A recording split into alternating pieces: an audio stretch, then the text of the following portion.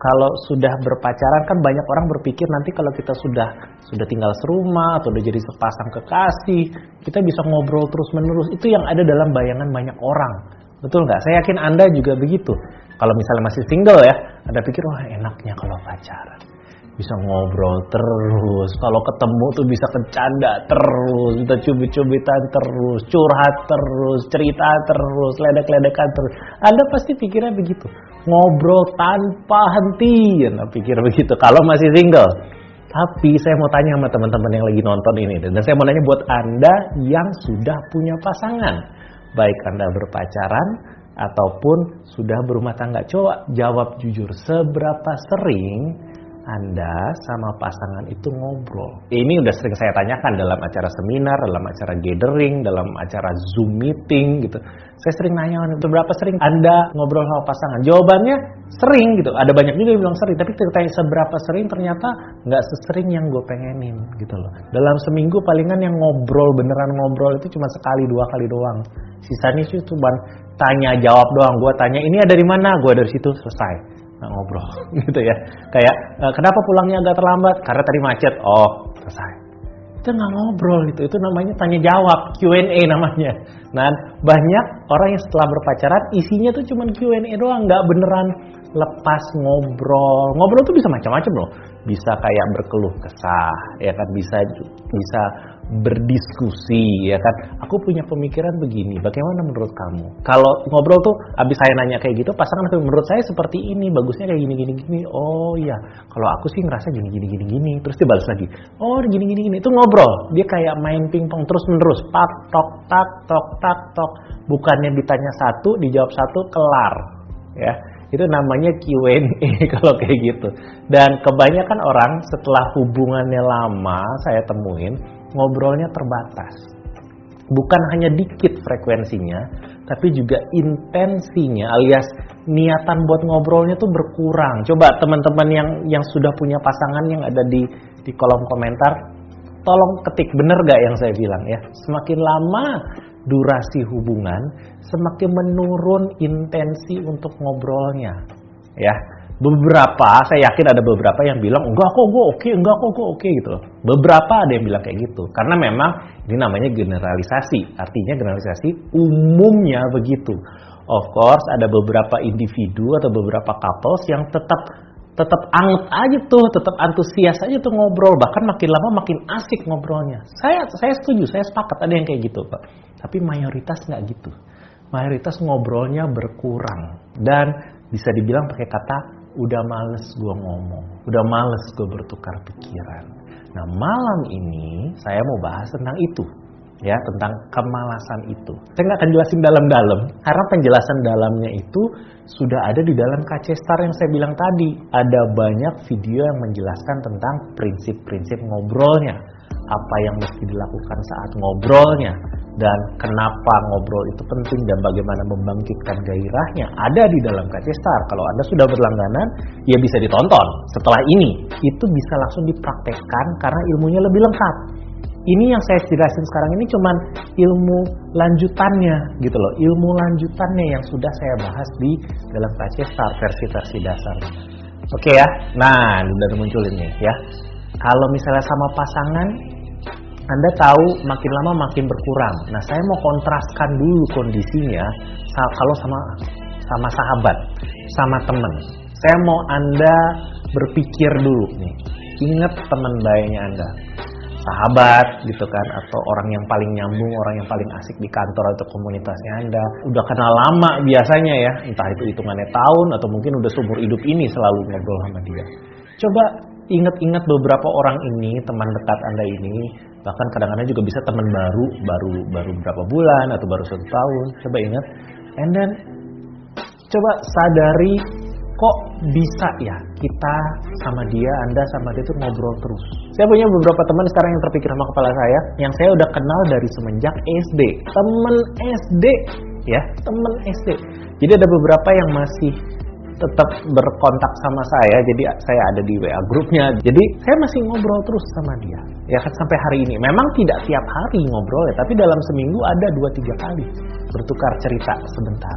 Dan kalau dipikir-pikir, wah ini teman lama loh, Jadi kalau mau dibilang usia hubungan kami, ya maksudnya saya sama teman-teman saya itu sudah lama, udah seumur hidup saya gitu. Tapi tetap masih ngobrol sampai sekarang. Memang durasinya nggak sering, cuman saya mesti akui, saya ngobrol sama mereka itu jauh lebih banyak dibandingin saya sama ada beberapa mantan-mantan saya yang lalu. Ya, yang hubungannya udah lama. Saya justru lebih jarang ngobrol sama ada mantan-mantan saya waktu masih berpacaran ya, bukannya sekarang. Waktu masih berpacaran, saya udah nggak ngobrol lagi gitu loh sama pacar saya pada saat itu yang sekarang udah jadi mantan. Tapi sama teman-teman SD, SMP saya masih ngobrol. Nah, coba cek Anda. Anda pasti punya teman-teman yang kayak gitu yang masih tetap ngobrol dan ngobrolnya asik, dan kalau diajak keluar masih mau. Kalau diajak ketemu mau, walaupun Anda sendiri nggak tahu mau ngobrol apa, nggak punya plan gitu loh. Anda nggak punya target mau ngomong apa, Anda nggak punya cue card istilahnya kayak topik, mau ngobrol topik ini, mau menyelesaikan masalah ini, Anda mau diskusi, Anda nggak ada. Jujur deh, teman-teman baiknya Anda, teman-teman baiknya saya, kalau kita mau ketemu tuh, saya nggak punya plan mau ngomong apa, tapi ketika ketemu ngobrol aja terus nggak pakai berhenti, betul nggak? Ngalir terus, saya ngomong ini, dia bales itu, ngomong ini, ngomong itu, padahal teman lama. Nah, kenapa bisa begitu? Setidak-tidaknya ada 4 poin yang saya temukan. Ya, ini poin pribadi saya, ini bukan hasil penelitian. Poin-poin yang nomor 1 coba kita lihat. Karena kita merasa bebas bisa ngomong apa aja sama dia.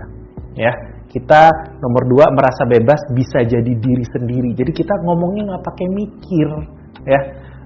Kita ngomong apa yang kita suka. Kalau misalnya kita suka klub bola tertentu, ya kan, ya kita ngomong aja gitu loh. Terus kalau misalnya dia sukanya klub bola lawannya kita atau kompetitornya kita, ya dia juga ngomong aja bebas gitu loh. Kita berdebat, kita melepaskan gitu aja. Kita nggak perlu jaim-jaiman karena ini udah teman. Ya, kita nggak perlu berpikir terlalu banyak mau ngomong apa, kata-katanya enggak, bebas aja sama teman kita. Dan yang berikutnya adalah kita merasa diresponi dan dihargai sama teman kita itu. Ya, saya ada satu teman dekat saat ini.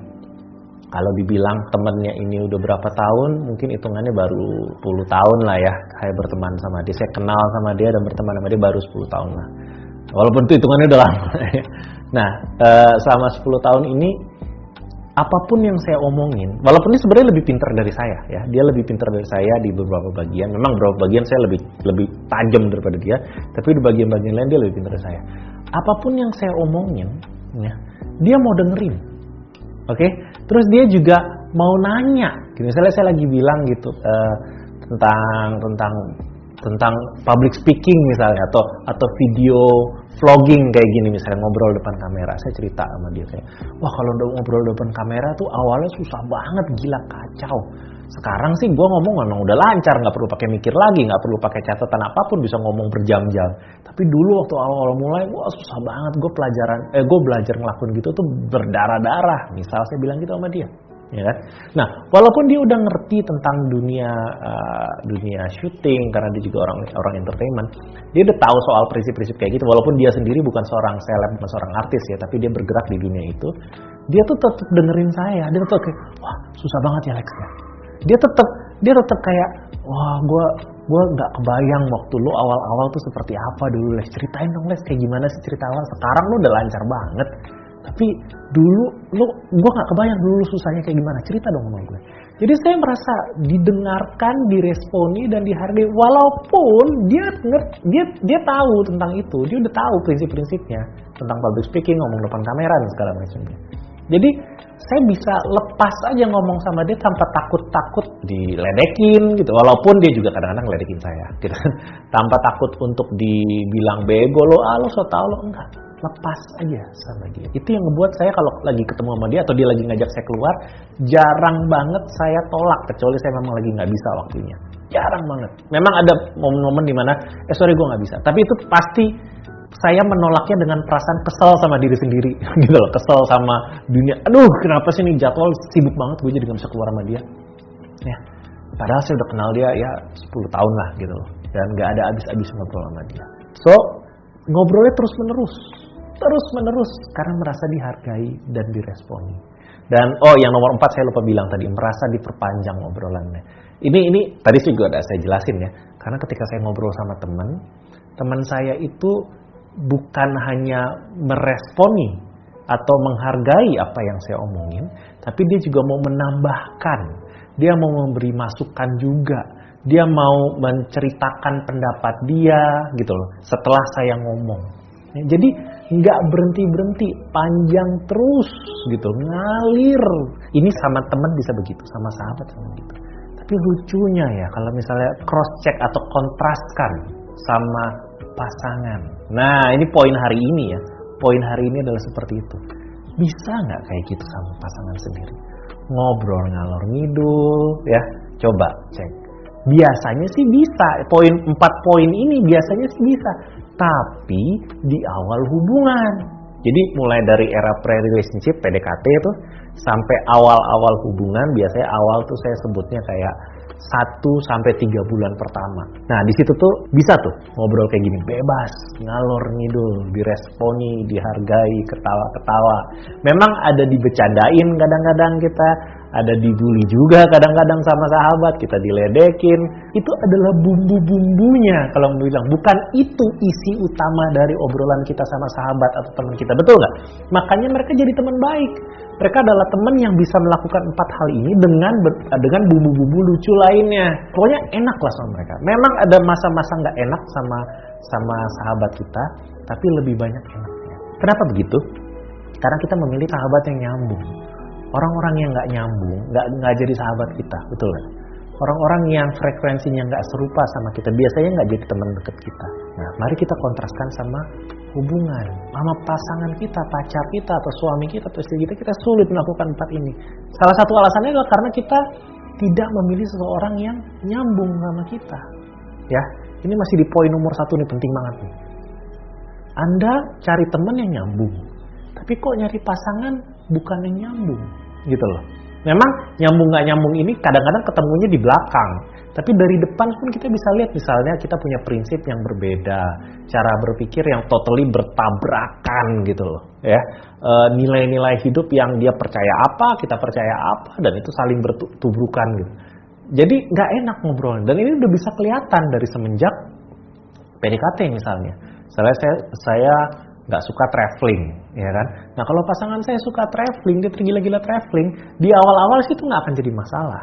Tapi setelah masuk bulan kesekian, ketika dia lagi cerita tentang traveling atau keinginan pengen pergi ke kota anu atau melihat daerah tertentu, itu saya akan jawabnya dengan kayak, oke.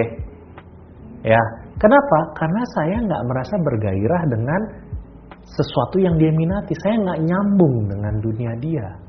Ya, jadi ini alasan pertama kenapa sama teman bisa nyambung.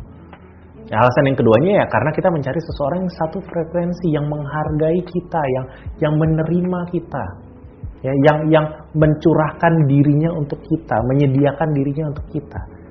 Oke, ini yang ngebuat kita bisa ngobrol terus dan kalau mau diajak ketemu masih mau.